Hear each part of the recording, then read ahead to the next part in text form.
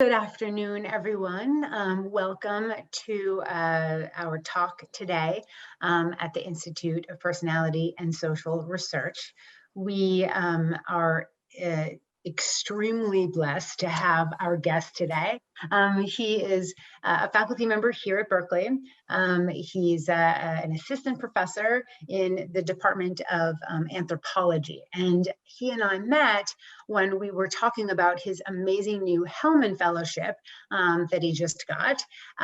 And I think that hearing from him today will really kind of give us an interesting insight into kind of how how we can view racism and the diaspora through a completely different disciplinary lens. And so I'm super excited to welcome Bill White to IPSR today. And so he's going to be talking about toward an anti-racist archaeology. So you can imagine the wonderful things we're about to learn. So I am just so excited to hear. I heard some of the little things that he does and ways in which he is able to, I hope he talks about this, the ways in which he uses technology to find out where there are artifacts. So Bill, I don't know if you're planning on talking about that, but just mind-blowing, interesting things like the vegetation one I'm talking about. Anyway, so without further ado, it is such an honor to introduce our colleague, Bill White, to IPSR today. Welcome, Bill. Hi, thanks.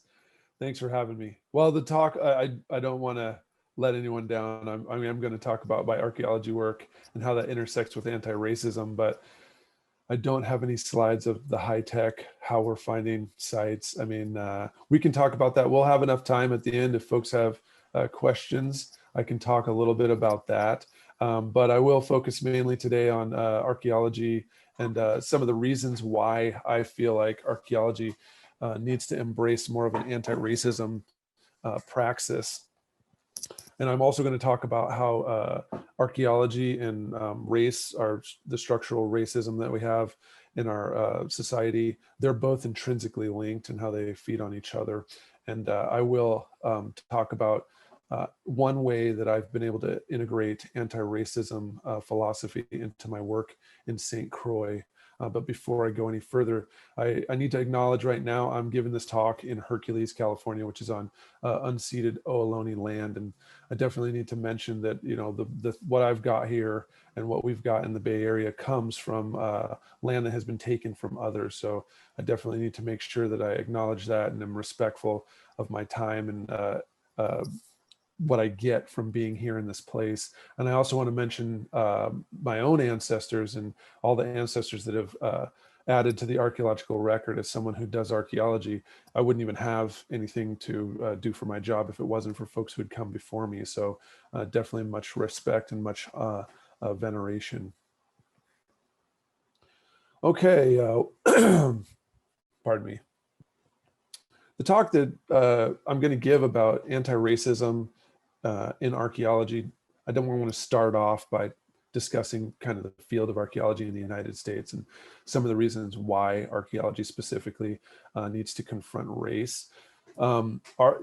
As a field that's evolved in the United States, there's no way that you can separate the way that archaeology is practiced from the racialized society that has led to the United States. So archaeology has always been racialized, and a lot of times archaeological research was used in the past to add to narratives and other ways of understanding specifically non-white people that added to the structures that disproportionately provided opportunities for others while taking opportunity away from others in society. So I'm talking about the structural racism that evolved in the United States that was a lot of times based on the work of anthropologists and archaeologists. Archaeological research in the past a lot of times was used to verify pseudoscientific knowledge that was then added to law and codified in law and enabled through everyday American society. So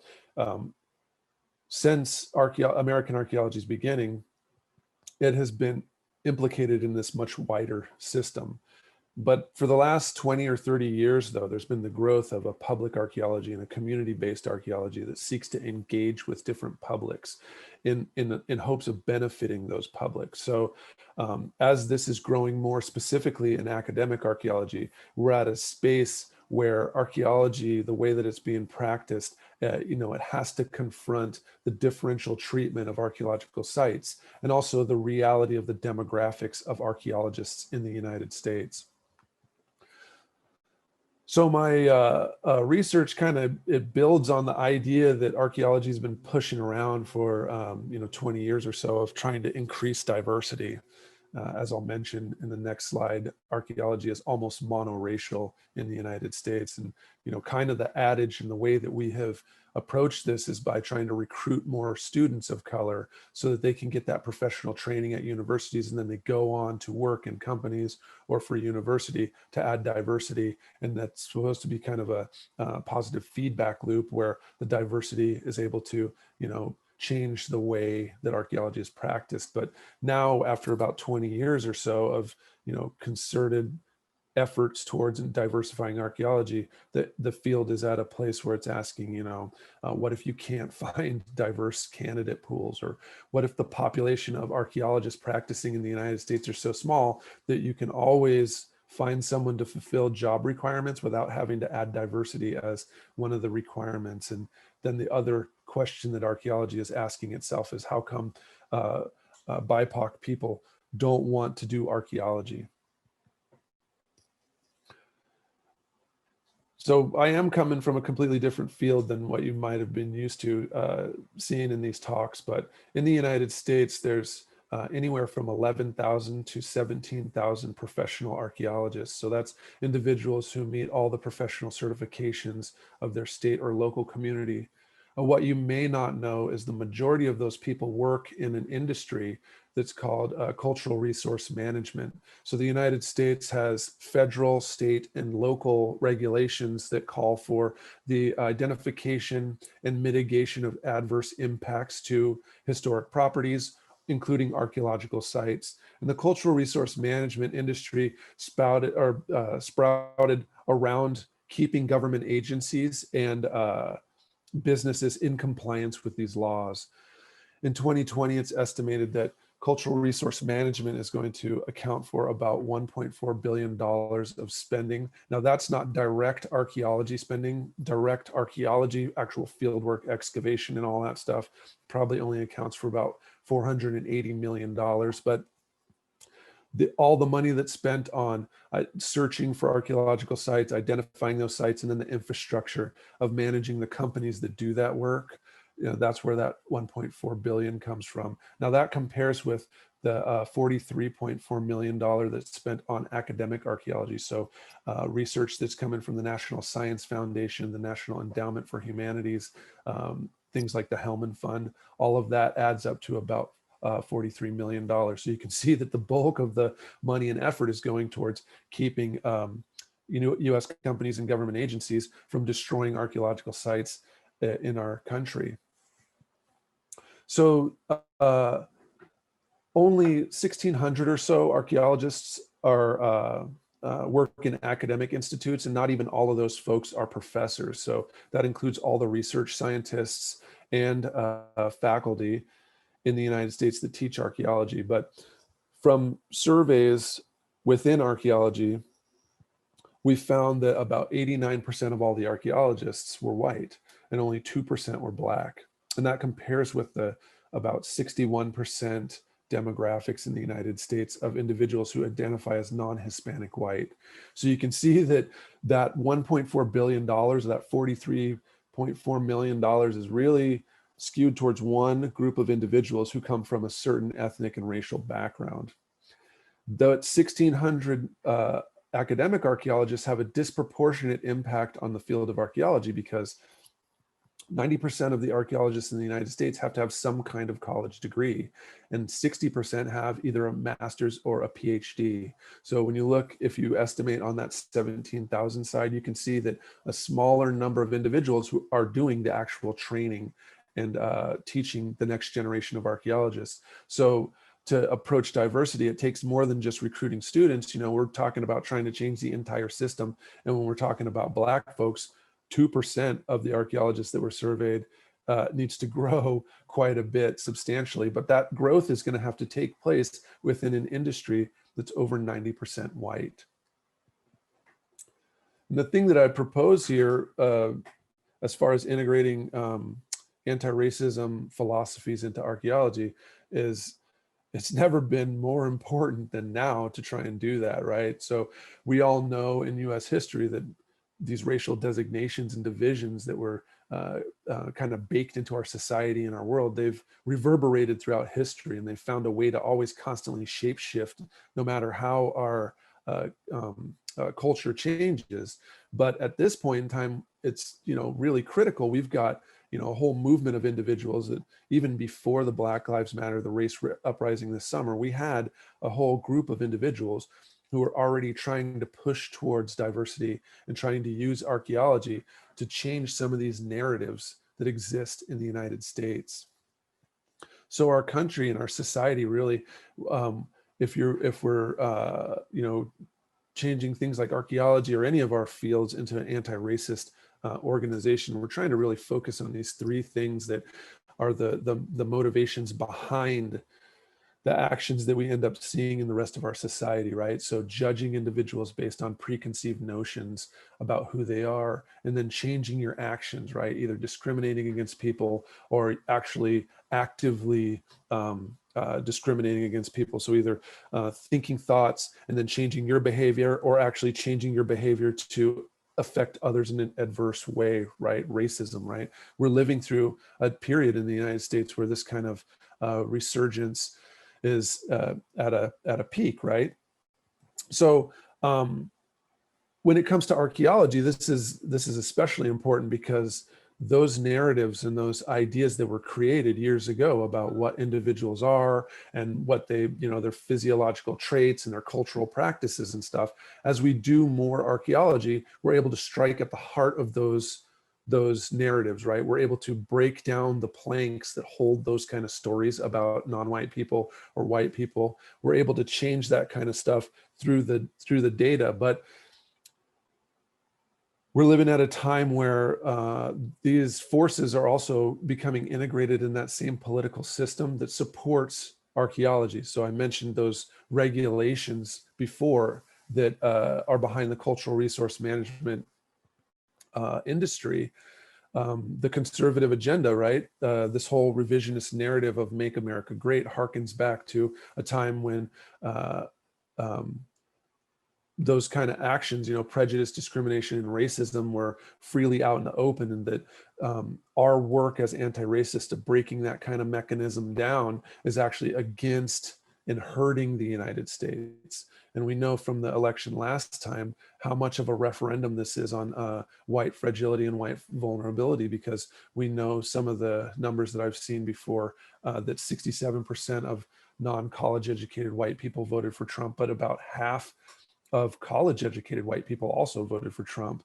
41% of the people who voted for Trump were millennials, but 84% of those folks were white. So we can clearly see that there's one group of individuals who is in support of this kind of campaign, and it gets particularly tragic for archaeology because those folks are also behind an agenda of cutting away the mechanisms that would go against that narrative, right? So conservative administrations that are in now have executed a steady campaign of weakening or loosening those historic preservation and those environmental protection laws. They view that as streamlining the environmental review process, but in the same way, it's taking away opportunities for us to learn more about our own selves through archaeology and historic preservation. Archaeology also has to address the fact that it's taking place within a much wider context. Those racial categories and that entire pyramid that was established, the racial designations that support those, they're really rooted in this whole colonialism and capitalist venture. And it was a system that was designed to iron out those nationalists and those other ethnic barriers between persons of European descent in an effort to support and provide disproportionate access to resources, political power, and violence to elites that were at the very top, right? So this racial situation, the racial structures that we're talking about in the United States were designed to create a disproportionate access to resources. Now, this didn't mean that everyone who's white was born with a lottery ticket in their hand that made them a multimillionaire. I mean, we all definitely know that that's not the reality. But by creating a system where poor white individuals have a slightly better political and social treatment in society was a mechanism strong enough to have them be a lot of the people who really maintain this structure. And a lot of the stuff that we're talking about in archaeology is collecting data that breaks that stuff down, that not only shows that poor white people have a lot in common with other disenfranchised folks, including the folks that have been called the others in the United States, but also that at different points in time, those barriers are definitely amorphous, and that white people have crossed those barriers working in the best interest of folks. This entire anti-racism platform is striking at the heart of these kind of inequalities, right? If we can get past, or we can address in a safe and functional way the racial categories that hold us apart, then we have a better chance to strike at the root of the real thing that's causing the inequality, which are these class barriers. So the work that I'm going to talk about in St. Croix is coming from some of the critical anti-racism theories that I've internalized and done more research, specifically pedagogical practices for those who are trying to teach anti-racism. And some of the central aspects of this start with recognizing that race is an important part of being an American, and that racial identity really affects the way that we carry ourselves in society, and it has a strong influence on the way that we behave. Now, this stuff, for folks who have been racialized as non-white, this is everyday practice. But once again, I'm talking about archaeology, where we've got 90% of the individuals who are coming from an European American background that have another way of racialization that in a lot of ways insulates, but also makes it emotionally difficult for them to confront that reality, that racialization process is happening to them. Archaeology definitely plays into number 3 here with addressing the history and context, but also addressing the intersectional nature of these identities of individuals, cultures, and different groups. So archaeology, if you're collecting this kind of information in a way that you're trying to break down this structural discrimination and these structures that maintain racial divisions, then you definitely are trying to find ways to address the history of how this has been perpetrated to us, and how we are, kind of the descendants of this long heritage of this kind of thing happening to all of us. One aspect that we definitely can't get away from in archaeology is the othering process that has set white Americans as a certain social group that others are compared against. So this anti-racism really involves decentering that concept of whiteness and dislodging it from a position of normality and dominance, away from being the standard bearer of what it is to be an American.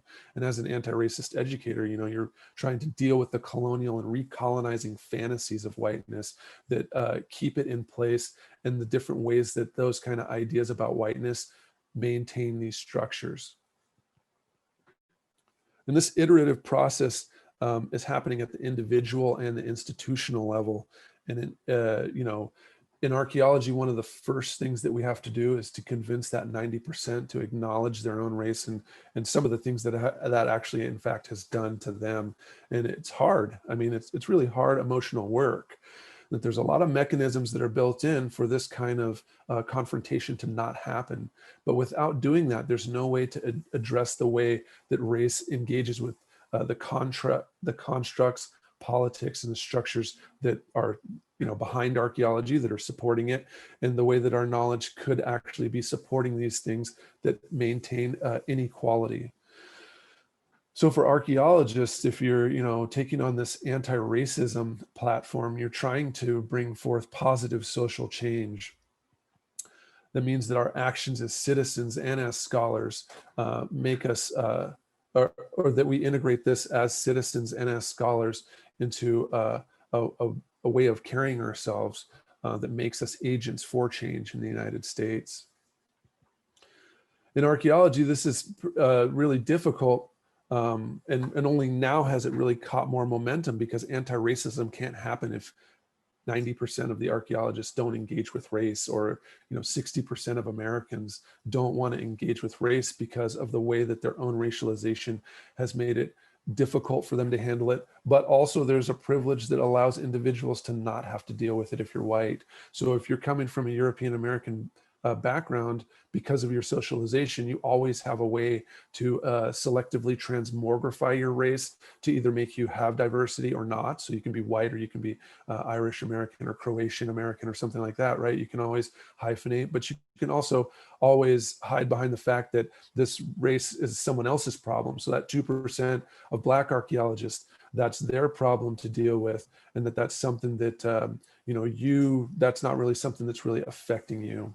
But also, there's other mechanisms of whiteness that make it difficult to talk about race. There's definitely white silence. There's an ability to have white solidarity, so that if people do bring this uncomfortable, unsavory topic up, you can always find a way to maneuver away from those individuals so that you don't have to actually engage with it. So there's always kind of a way to stay out of that process. But in archaeology, that's catastrophic, right? Because if you don't have, if the field is that monoracial, and that group of people just uses all these mechanisms to not engage with it, the 2% of people that are of African descent, or other non-white archaeologists, are the ones that are carrying all of the burden. So part of our work is showing a different way that you can do archaeological field work, and that you can engage with Black communities in such a way that you are learning about yourself, you are confronting that difficulty that comes from your own socialization, but also you're producing the kind of work that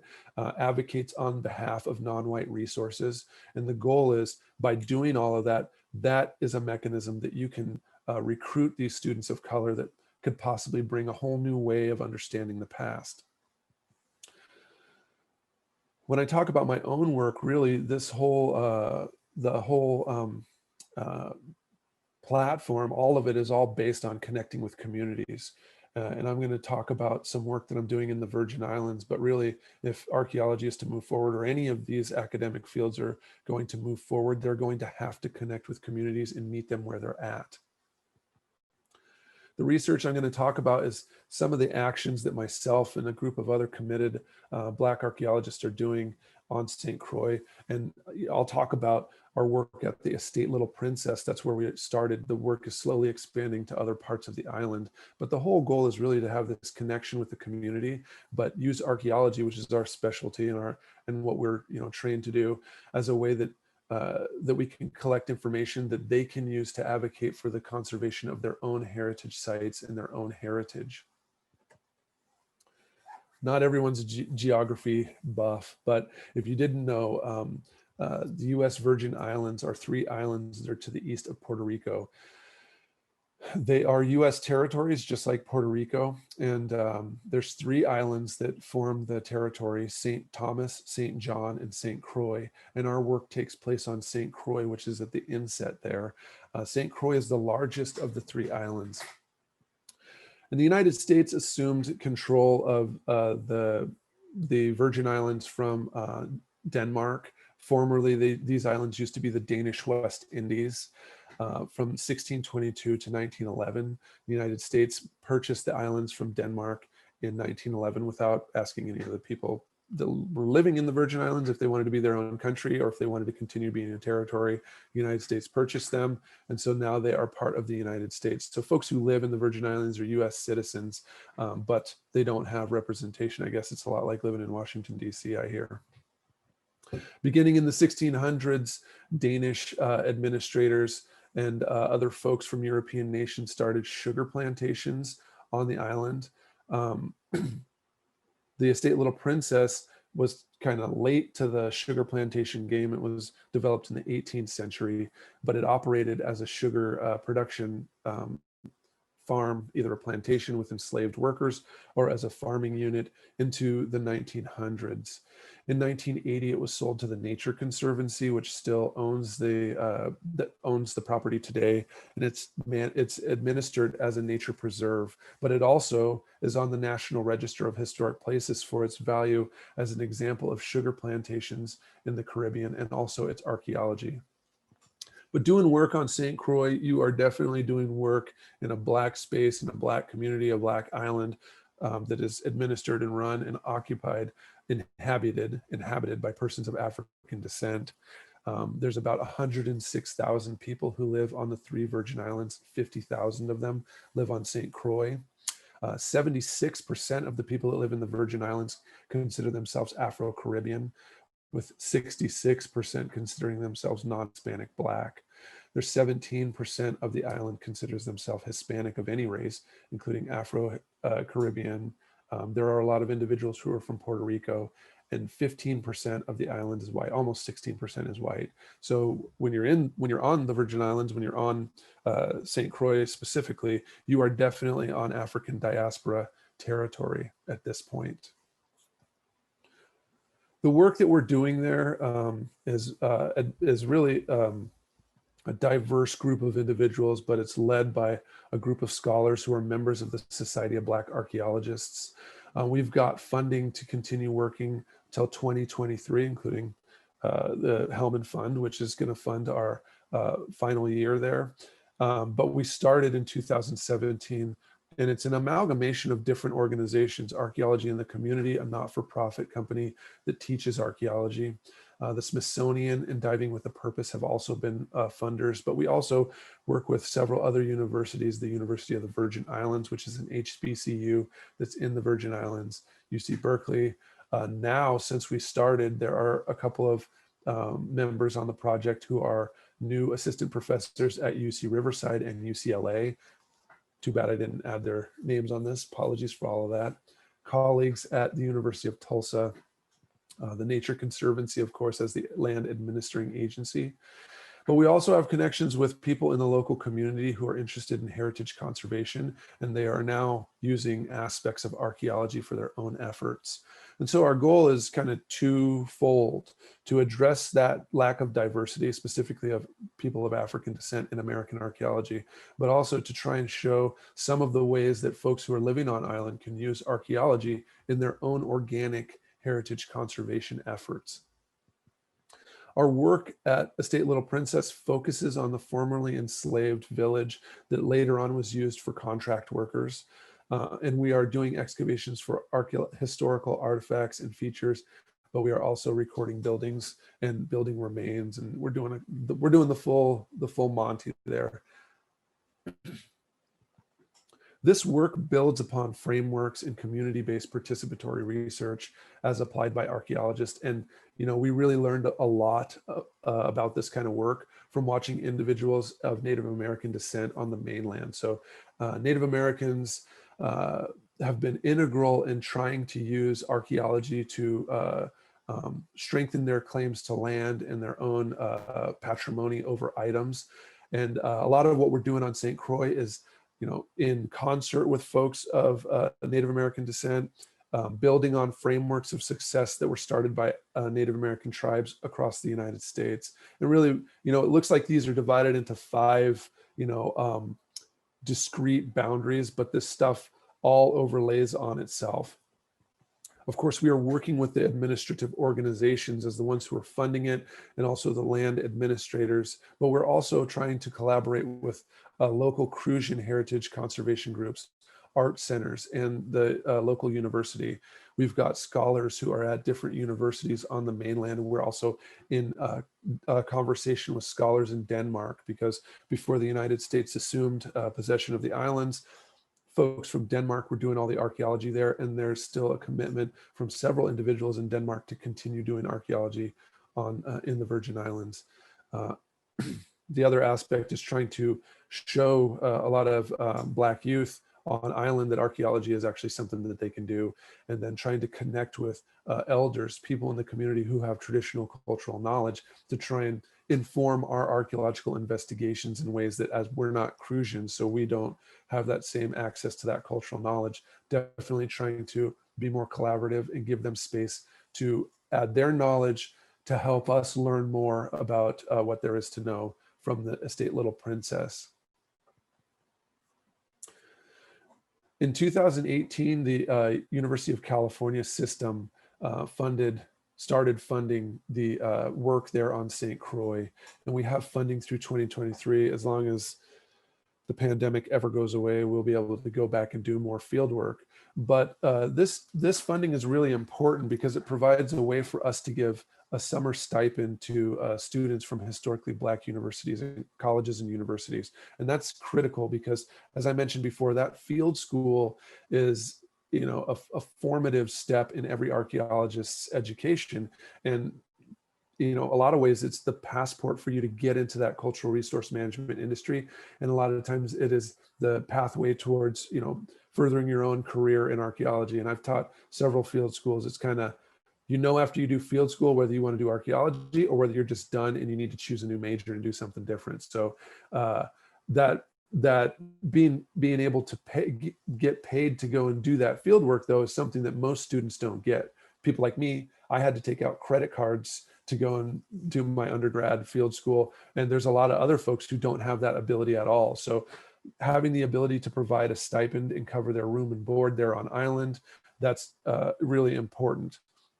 The other thing that's important is the UC HBCU initiative was created to try and recruit more students of African descent from HBCUs to the UC schools. So if you qualify for the program, you do the archaeological fieldwork, but you also get to tour the University of California, Santa Cruz and UC Berkeley, but we'll probably go to UCLA and Riverside. So students come, they get to see these different universities, and then as they're there with us, we talk about going to graduate school or applying to some of the UCs, but just kind of the overall goal of applying to graduate school in general. The effort is to try and get folks to come to UC schools, but a lot of times our universities don't have a fit with what they want to study. So in the 3 years that we've been doing the program, we've had about 18 undergraduate students finish with us. And in 2020, we had our first student get accepted to the PhD program at UCLA. So they started this last year as a PhD archaeology student, but we have had other students go on and apply to graduate school, just not in archaeology. In the field, students get a chance to work on, you know, sites that are related to African diaspora heritage, excavations here in this picture near the former enslaved person's cabin. The field school students definitely do the excavation part. They're in the sun, they're with us. When it rains, they're with us. When it's hot, they're with us. And so they are doing it, they're putting in the work, but in addition to learning how to excavate and how to identify historical artifacts, they also get the privilege of going to Crucian cultural festivals. The summertime is a time when there's a lot of different heritage festivals, but also by working with on-island folks, they get access to other aspects of Crucian heritage, the kind of stuff that there's no way that we could provide for them as archaeologists. So they're learning about archaeology. They are also seeing these opportunities to move on. They're watching Black scholars who have gone through the graduate school process, trying to give them support in something like archaeology. A lot of these HBCUs do not have archaeology programs. So this is kind of the first time they've ever even met a Black archaeologist, if an archaeologist at all. And then they're living in a Black space. So a lot of the pressure and the anxiety of having to code switch and go back and forth from being, you know, Black and white and always be aware of yourself. You know, a lot of that stuff is lessened when you're on St. Croix, because most of the people that you're interacting with every day, from work to home life, all of the folks that you interact with are also Black. So they're also getting that entire experience of living among a society that's mostly Black people.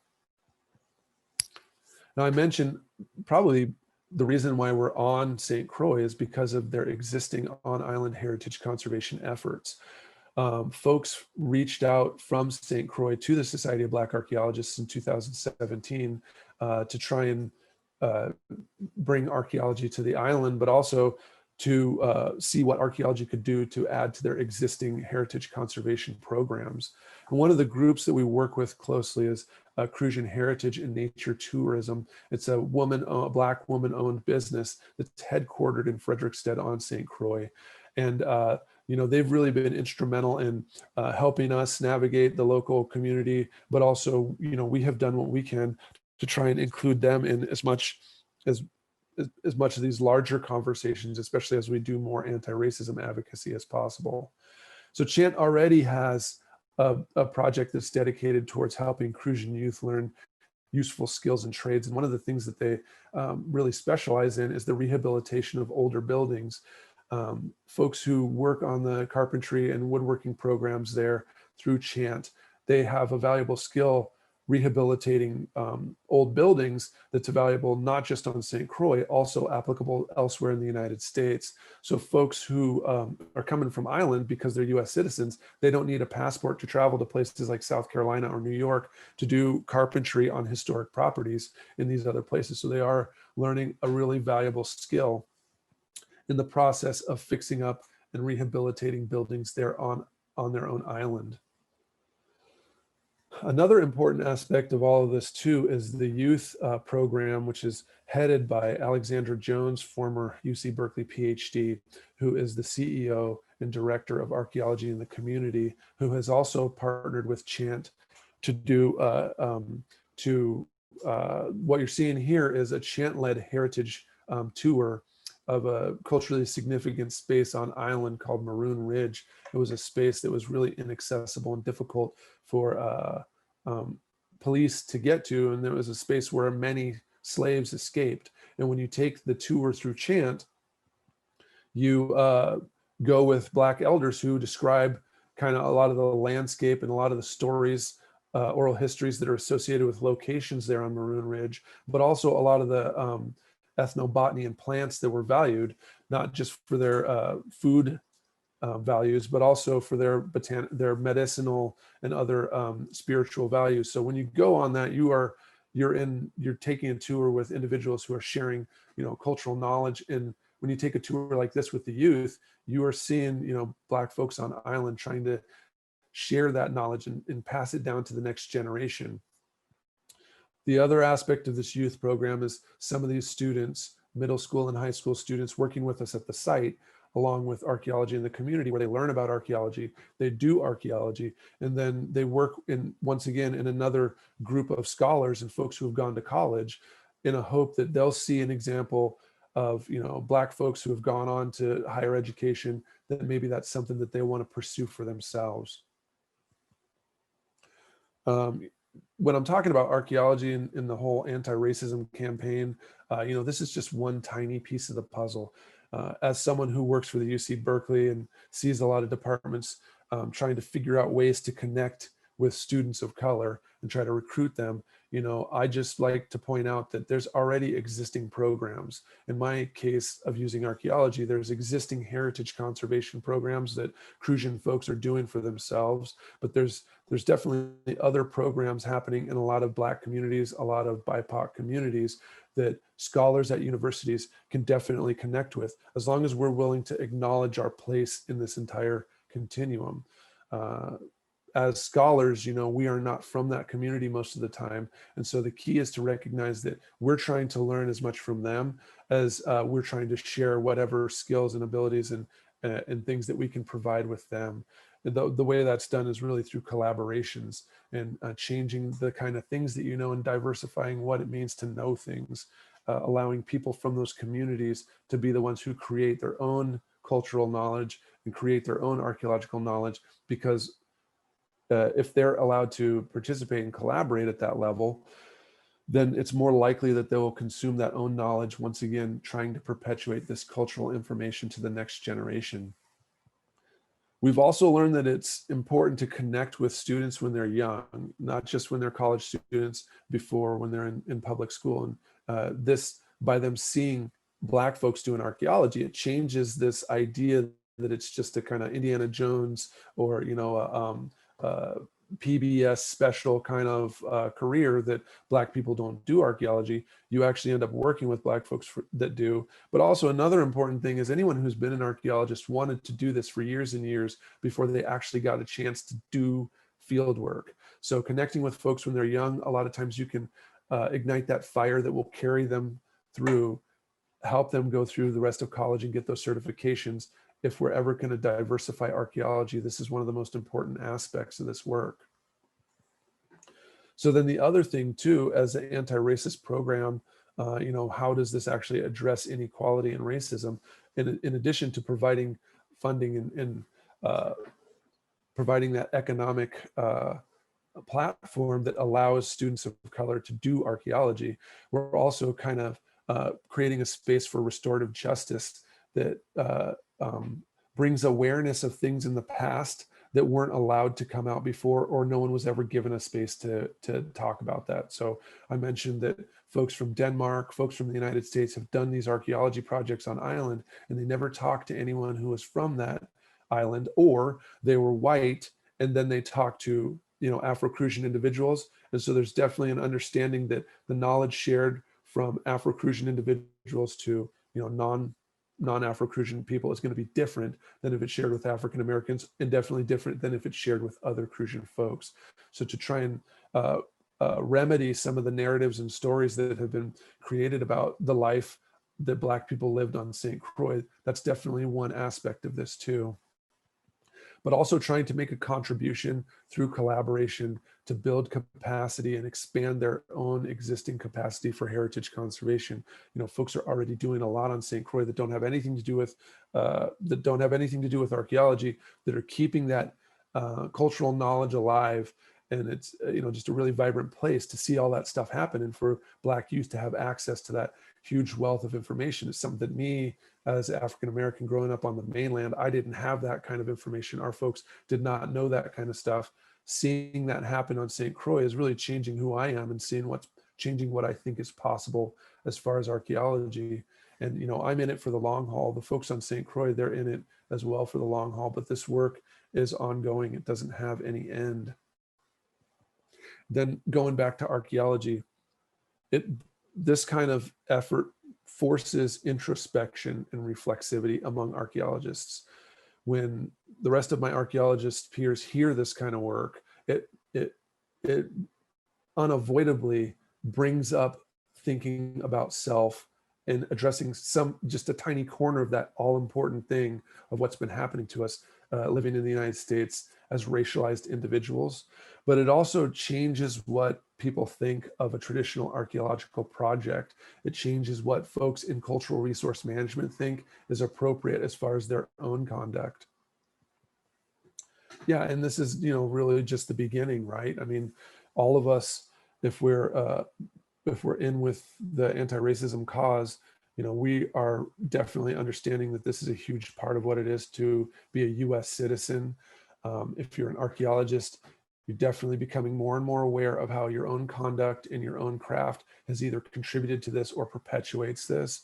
And just at that point, when you're acknowledging that you could be contributing to a big problem, I mean, that's a big step that many of us never really take.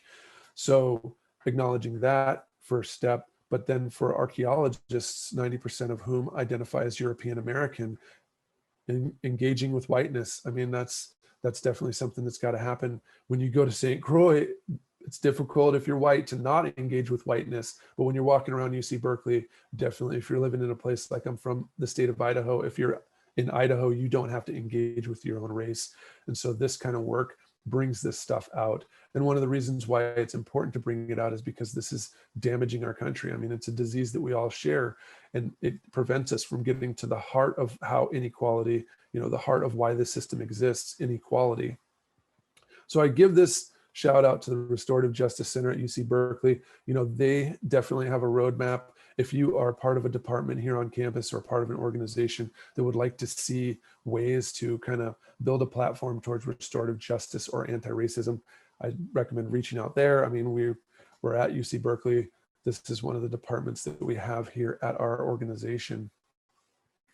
And then I close really on, just the broader view of this entire advocacy and the way that it has really affected me, because all of this starts with an introspection and an awareness and a thought about my own self as an individual. And there's no way that this can go forward without people in archaeology or elsewhere starting that process right away in their own mind, in their own head, because changing the way that you think is the first step towards even moving towards acknowledging your own race, acknowledging inequality, even starting on the pathway towards this kind of anti-racism work. So, this work really starts through your own individual practice. When you change your mind, then you can actually see different alternatives to the reality that which we live. And in the case of archaeology, this anti-racism work is aiming towards being accountable to folks who have been disenfranchised, and that archaeology has actually added to their disenfranchisement.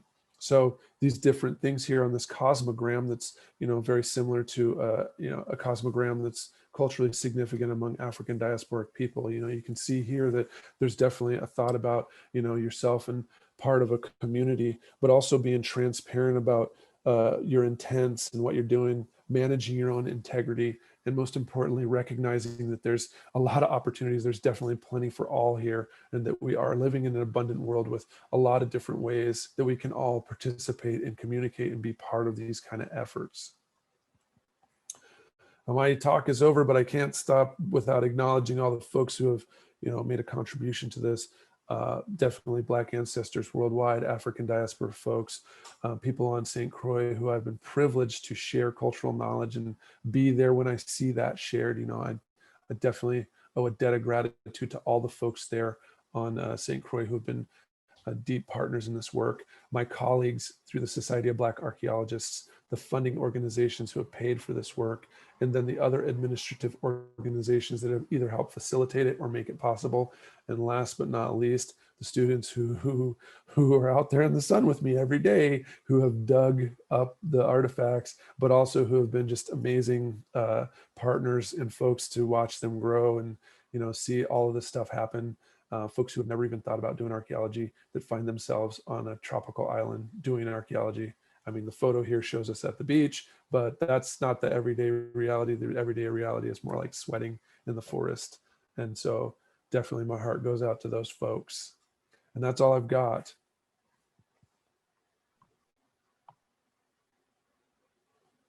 That is incredible. So, just the idea that you're increasing the pipeline, so you start out with this discrepancy in social groups, right, that are in the discipline. And so, the work that you've been doing to even just introduce the idea of archaeology to people who don't have access to the ideas or training. And so, and then the sort of like trips that you're taking, and I mean, just incredible work.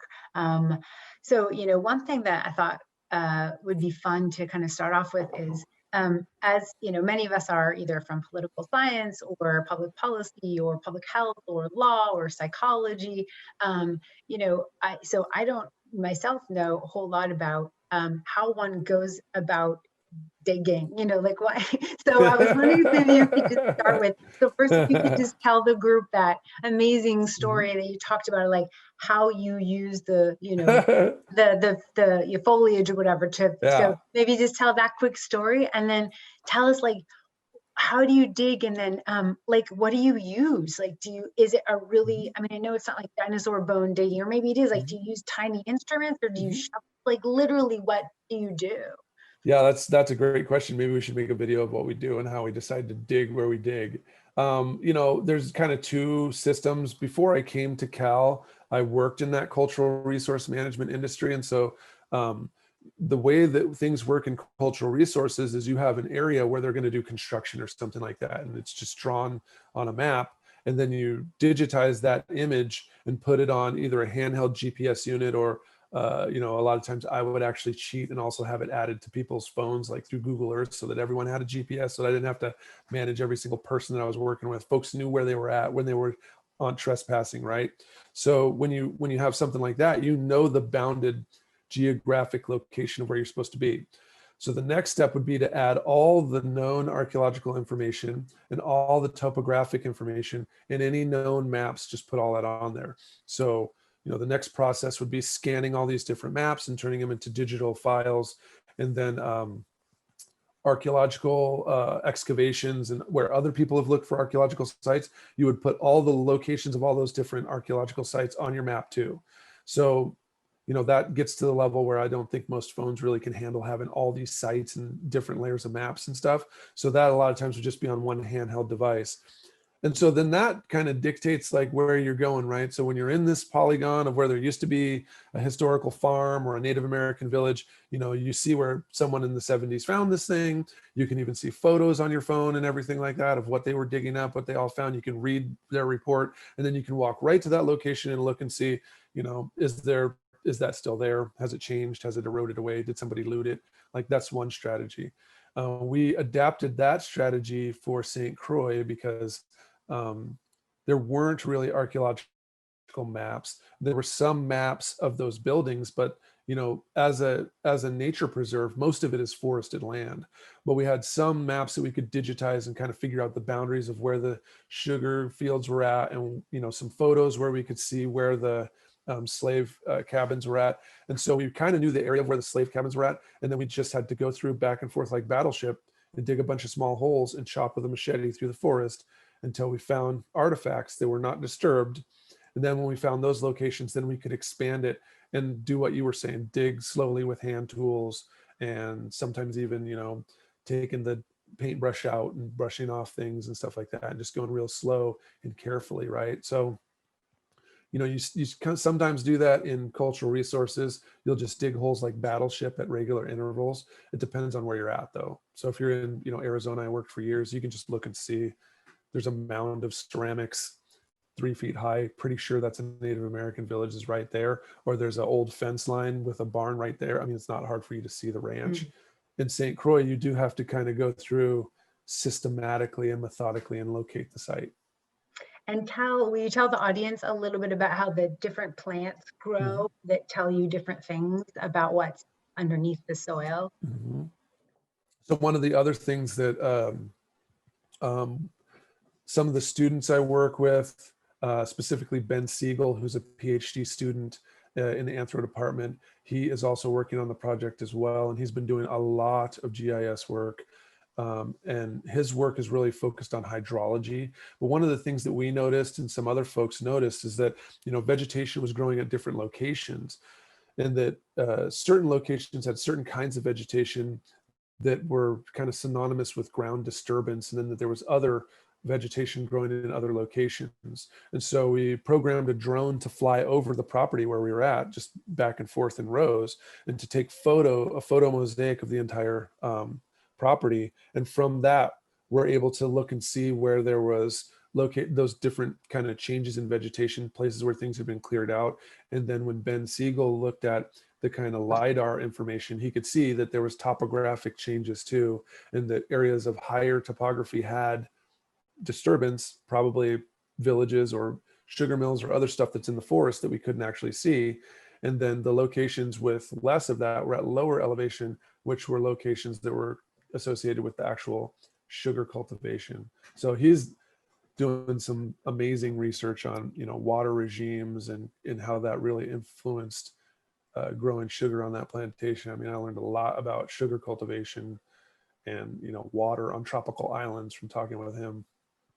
I just think that's incredible that you can use, like what kind of vegetation is growing where as a marker of disturbance, which then leads you to say, oh, maybe we should dig here. And I also think it's remarkable the patience. I mean, I think about social psychologists having patience. I mean, to imagine using like a caviar spoon to basically dig using a little brush to I mean, my goodness, the patience you must have. I guess I wanted to ask just another couple of questions before we turn it over to the audience, who I'm sure have many more.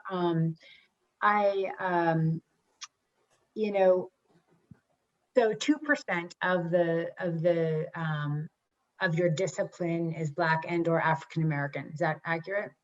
Yeah, the last survey that's been published, I mean, that was the data. There's been a couple other surveys, but the questions weren't as clear. And right now we're building a survey instrument it will be just straight up what ethnicity and what level of college attainment and stuff. It's specifically focused on structural racism in archaeology, and we should be able to get those information out. But we haven't put it together. We haven't done the survey yet.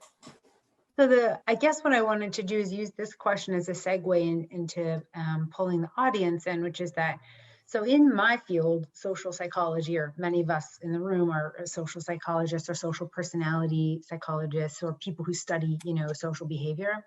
And I would say that I don't know what the percentage is, but it's also pretty low. But that hasn't stopped many people who are, not URM, or not, Black, or not Latinx, or whatever. It hasn't prevented us from studying racism, white privilege, things like Mhm. that. So I guess some of the work that you're doing is path breaking, and I think that it might, if when a topic becomes hot, then I guess a lot of people start Mhm. to study it regardless of how much skin pigmentation they have, Mhm. or from where their ancestors come. But I guess I wanted to ask the audience, like, where did when was the sort of, I guess, tipping point in the social sciences, I guess specifically social psychology, social and personality psychology, that kind of led to lots of people being really interested in all aspects of inequality and racism and social group biases and things like that, uh, as a way to kind of help Bill maybe think about how to continue to pivot his science, because that's clearly something very close to his heart. So with that, I get, so Lindsay, why don't you take over, and maybe someone in the audience has some feedback about, when did we pivot? Was it, Words, Anna, and Cooper, and I think 1979 that really, it was a paper that basically showed that white interviewers give less attention to, and they make less eye contact with a Black interviewee relative to a white interviewee. I believe that was 1979 where that paper was published. There was it was kind of like, looking at the nonverbal expression of kind of, bias, essentially. Was that when we sort of pivoted, and our field started to get interested in, and I mean, we also had Gordon Allport, which I guess was before that, who really talked a lot. So why is it that our field, or the field of social science broadly, has embraced this study of social group inequity and things like that? And what could we maybe talk about a little bit that could be, a source of inspiration for our colleague Bill to help in his in his plight. Well, as people think over your wonderful question, Dana, and maybe fill that in, I'm going to promote Arthur Aaron to panelist so he can ask his question. Arthur, you are promoted. Feel free to turn on your video and unmute to ask your question. Unmute. And where is my video? Mhm. Can't seem to find my video. Now I lost you. That's okay. We can hear you. Art, you can go ahead and just ask your question without video. That's all right. Okay. Oh, there I am. So actually, I mean, I also had a response to Dana's question, but let me just ask first. You mentioned that, this small percentage that are non-white. How many are, I was wondering about Native Americans, who particularly would be expected to have an interest in archaeology. Are there a reasonable percentage in relation to the small percentage in the country? I'm glad that you mentioned Native Americans specifically because, well, so two things to go back to the aspect of when did archaeology start interrogating race. Some of the first archaeological excavations and archaeological reports coming out of the Smithsonian, and the first, record of excavating Native American site, Thomas Jefferson writing this stuff down in the 18th century, he had his slaves excavate a Native American mound that was on his property. And then some of the most extensive surveys that are kind of landmark were the surveys in the Ohio River Valley and Mississippi River of the mound builder, culture, where Smithsonian archaeologists determined that it was Native American people who made the mounds, right? So from the beginning, American archaeology has been excavating Native American stuff, not including Native American thoughts or beliefs into any of that stuff, except for what they could just take. Not including Native American people in decisions of where their ancestral remains ended up going, right? I mean, here at Cal, we need to repatriate a lot of stuff. under federal law for about 30 years, and we still haven't repatriated it, right? So it's not just that archaeology wasn't engaging with race, it's that it wasn't allowing people of that race to have any say in what was going on. Now, Native American people specifically, they are, like I said, kind of the forebears of this community approach, because in 1990, there was a change to the National Historic Preservation Act that allowed for federally recognized tribes to create their own tribal historic preservation offices.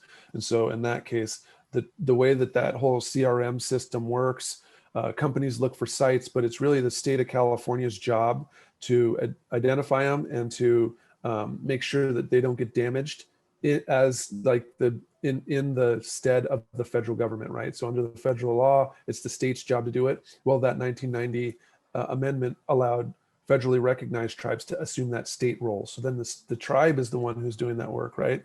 And under that system, the number of Native Americans has grown quite a bit. However, when we talk about that professional aspect of archaeology, there are standards established by the Secretary of the Interior that say that you have to have a graduate degree or a college degree in order to be considered a professional archaeologist.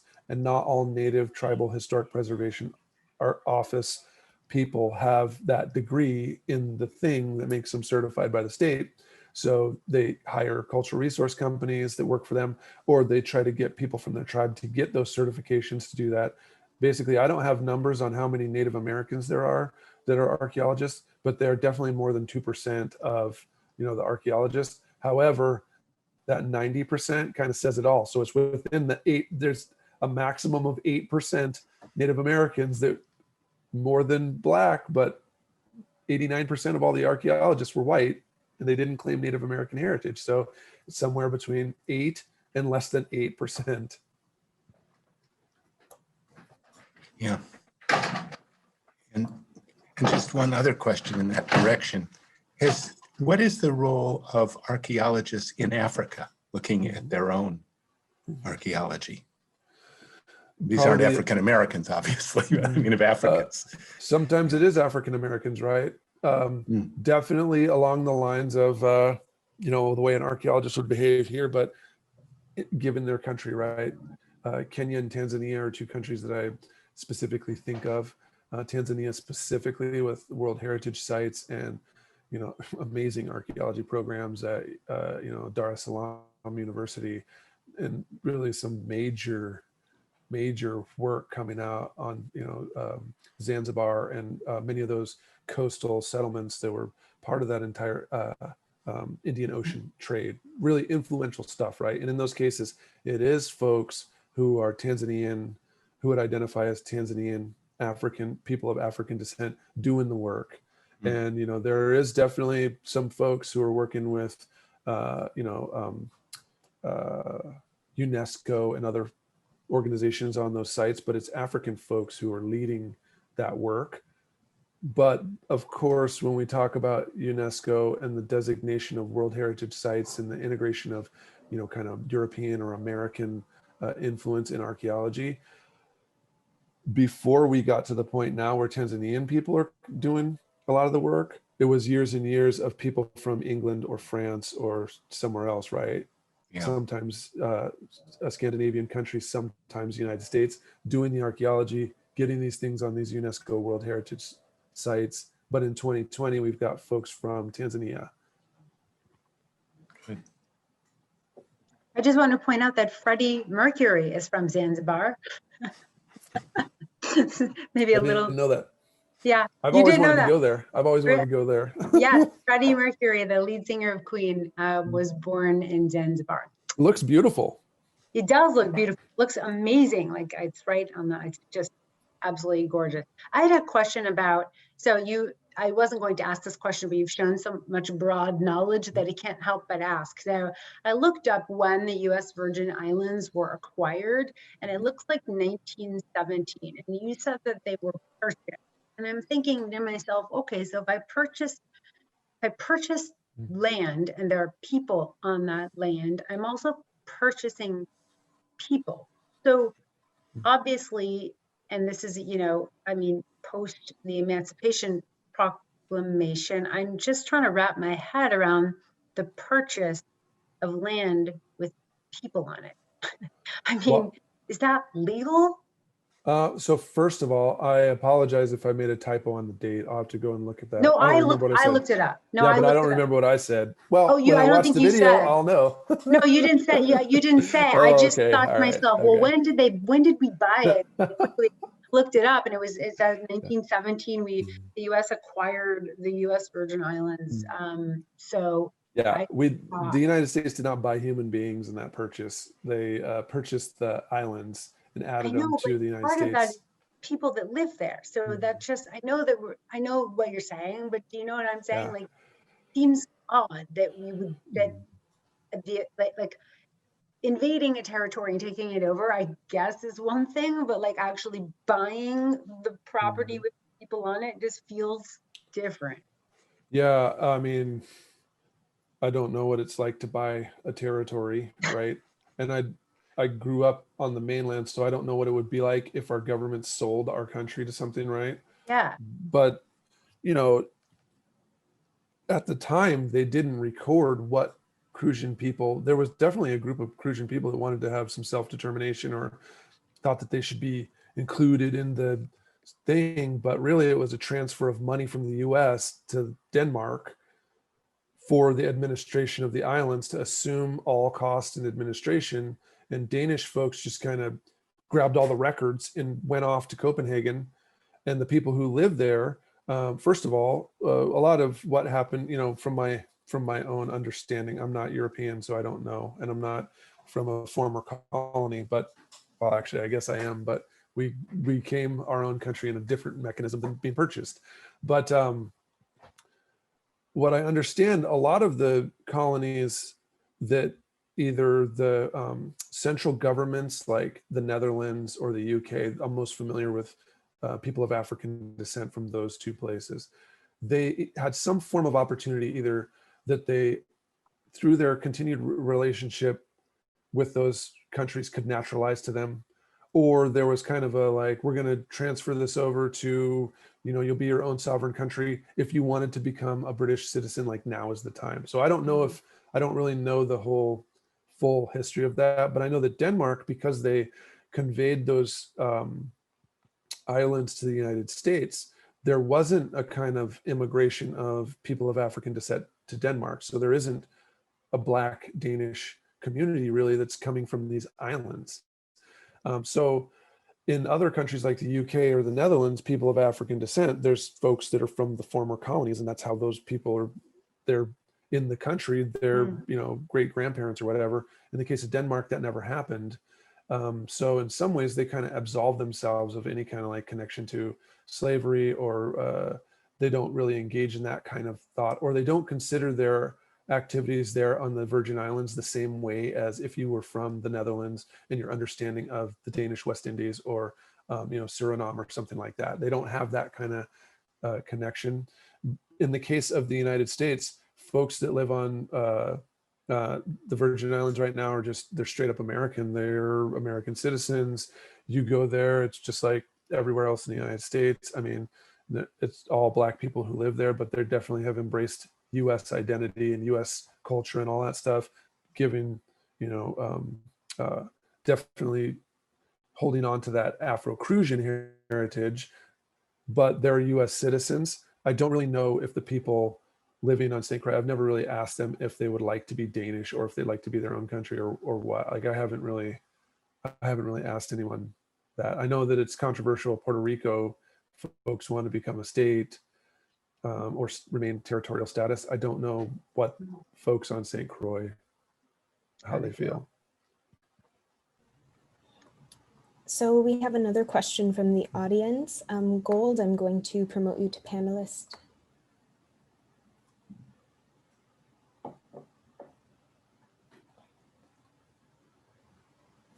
Hi. Hello. Thank you for your talk. So as you were talking, I was thinking about the current mass excavation of the Tulsa Massacre and Tulsa, over 100 years ago. I was wondering what your thoughts are on it, one, and two, what can the findings from this excavation do to improve history, or what are your predictions of how it would affect our understanding of American history? That's an amazing question, because Dr. Alicia Odewale is one of the people who's on our St. Croix group and is assistant professor at University of Tulsa, and she's building this big race massacre database and is part of that whole thing, right? So Dr. Odewale is part of this much larger effort, like you said, of other archaeologists, not just all archaeologists of African descent excavating this location, definitely looking for mass graves, right? Because knowing where your ancestors lie and being able to come full circle and grips with what has happened to your people before is an important piece of healing. Having access to that heritage and bringing that out into the public is definitely important. But in the case of the city of Tulsa, the devastation that happened there because of that, ethnic cleansing, essentially, for the short of destruction of an entire community based on race, that part of town has remained Black and has remained economically disenfranchised ever since then. And if there's ever any kind of talk about, the sources of inequality or why things are at, having the physical remains of human beings that were, killed through that entire process and put in mass graves, seeing that kind of mass death, not only does it provide an opportunity for Black people of Tulsa to have some form of closure, but it makes it unavoidable for the people who live there to try to explain away why Black people are the way they are in the city of Tulsa, because that makes the argument for the disenfranchised and inequity as far as Black folks in Tulsa. You have the smoking gun right in front. It's no longer stories or newspaper accounts that were written by newspaper editors or people like me writing a long history book that's just amorphous book. You have human remains in a location with the evidence of trauma on those bodies. If you have that, then that's when you're at a different space than if people. It's more difficult to refuse that. And going back to the Native American thing, having your ancestral remains with your cultural items and items of your own patrimony, and having the ability to control what happens to your ancestors and stuff like that is a huge point for many groups to be able to come kind of full circle and to be able to embark on that healing from that trauma, but also pushing the case for their reparations as far as their own property, things that have been stolen from them, the way that the US government has treated them and stuff like that. Those archaeological remains go a long way. And I would hope that evidence like this can start pushing forward towards, some form of restorative justice and some sort of equity in the city of Tulsa. But I mean, I'm not on that project. I'm not Dr. Odewale. I don't speak for her. She's doing a great job. She doesn't need me. If you've seen any talks I've done where Alicia was on there, you know that she doesn't need me to talk for her. This is just me thinking about things based on what I know. I mean, this could be one of the, watershed projects that really kind of galvanizes people also, right? To like kind of puts archaeology on the front page, so to speak, because, this Black thriving Wall Street, like wealthy community was just, like you said, ethnically cleansed, not only because they're Black, but because they're wealthy and like had created a community for themselves. And so, this is like just kind of like leaking into common, knowledge. And this could maybe be this, sort of turning point in your discipline that could get people interested in the topic, if you're white, or, sort of increase the number of people that want to, go into archaeology. So I really hope that a lot of journalists, make a big deal about this, and that we can figure out some, aside from the healing that will hopefully come. I hope this could, make a really big splash so that people get involved and start doing more of this kind of work because it has the potential to heal, Yeah, I don't mean to cut you off, but there's two big things going on right now in 2020 that can add to the humanity of Black lives. There's a bill right now that's been sitting in Congress since like last March that's a bill to document African American cemeteries in the United States. It doesn't call for federal funding at all. It just calls for the Park Service to cooperate with state and local governments to document ancestral cemeteries for people of African descent. So a lot of slave cemeteries, a lot of Black sections of other cemeteries, they haven't really been documented.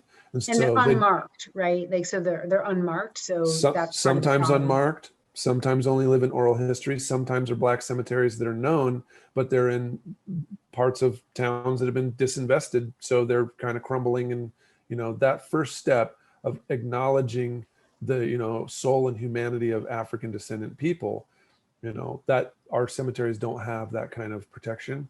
And the other thing that's going on is a dialogue about cataloging and identifying all the ancestral remains of people of African descent that are in museums, and all our cultural patrimony items, whether they're from actual African tribes or nations that exist now, or African Americans. There is no catalog.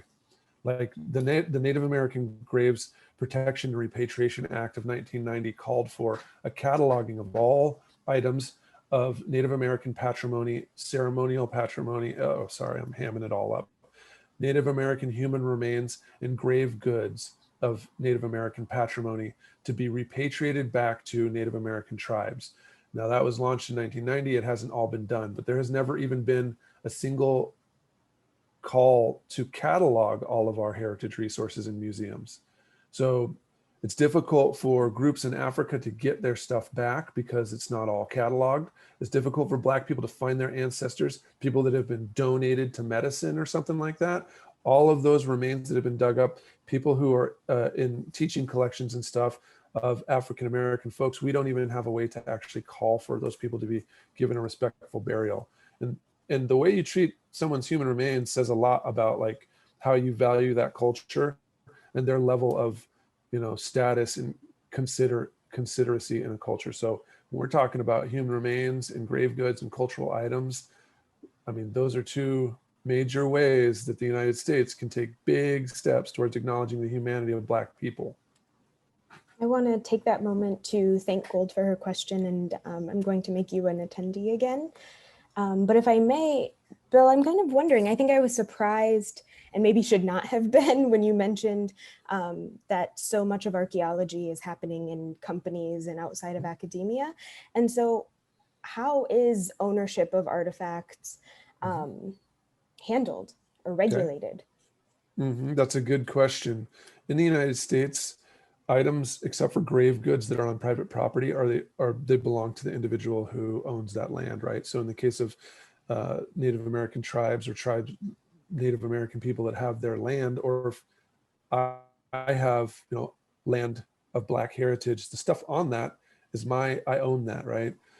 So when you're talking about those kind of items, if you owned a property and you wanted to just rip through a slave village and you're not going to disturb human remains with a backhoe, you can charge people to do it. You can do whatever you want. You can buy it. You can sell it on eBay. You know, you can go to someone's private property and dig a privy out and sell all the artifacts. In the United States, that is your right. Or if you get the permission of the property owner, you can do whatever you wish with those artifacts, right? Now, if there's human remains, that's a different, that's different. If it's human remains that on your property, you are supposed to contact the county coroner because they could be part of an open, unsolved crime. If they are items of Native American patrimony, those items are supposed to be like, they still remain part of the patrimony of the Native group. So human remains specifically get in a murky area, and then the states have different levels of communication. Now, if we have a settler cemetery on our property or whatever that's from Oregon Trail folks or something like that, and they're not part of a crime, then it just depends on what the county or state or local community says. So for example, I used to live in Pima County in Arizona, and historical human remains were pretty much considered artifacts, and that they were supposed to be curated or put in a museum, and that the property owner was really supposed to be paying for that stuff. In the case of a colleague of mine, her company has kind of specialized in relocating cemeteries in Wisconsin for the diocese. As they sell property, they remove the inhumations of burials of people, and they respectfully bury them in another Catholic cemetery because the property is being sold or whatever, right? So human remains is always in a kind of in-between area. But when it comes to artifacts and stuff, private property laws, they kind of dictate whatever happens. Now, in the case of these cultural resources projects, they're being conducted under state and federal law, either on private property or on state property. So there's a legal nexus that information that comes from that is supposed to be curated by the state. Now, if you're a property owner and you need to, do some kind of work on your property, but it requires permit from the state of California, you can still retain ownership of those items. But when most property owners see what we dig up, broken bottles and pieces of ceramic and chicken bones and stuff, they're kind of like, yeah, I don't really want to deal with any of that stuff. So then the company curates those artifacts and those archaeological data at a repository. And in the state of California, there's several repositories where, it's not really that unlike the Indiana Jones end, where there's this long cavern of shelves and there's just all these artifacts and all these volume after volume of archaeology reports of all this stuff that's been found, right? And so that stuff gets curated by the state. So we all pay a small amount of money to keep all those things curated. In the state of California, it's not cheap. In other states, they're running out of facilities to curate stuff. And so they're trying to figure out what to do. But that's what happens. That's what happens when the cultural resources, we don't keep any of the stuff we get. That's kind of one of the main differences between looters and archaeologists. We're not selling the stuff on eBay and keeping it. Right. Big distinction there. I think with that, it's time to close. Unfortunately, I think I could listen to Bill forever. I think the things that stick in my mind the most there are two of them. One is that bill that's been sitting there forever. All you want to do is, just document. And I mean, it just seems like such a small ask. And the second thing is related, which is that, the way in which we handle our, lost loved ones, or the way in which a society handles, a burial is a signal of how much we value that particular, social group. Those are really interesting things that are I'd never thought about before. So with that, I want to thank Lindsay so much for moderating, Elizabeth so much for setting everything up and making sure everything was working well and that we're all well taken care of, and of course William White for coming today. Bill, I should say, do you have any final words that you'd like to say to our audience that's logged in and also streaming live on YouTube before we close out? No, I appreciate all you watching this talk. I mean, it's about something that's important to me, and so I hope you got something of value out of it. Without question. Bill, thank you so much for coming to IBSR today. We're deeply, deeply grateful. And Lindsay, thank you so much. No, thank you for inviting me. It was a pleasure speaking with you, Bill. Yeah, no problem. Thanks.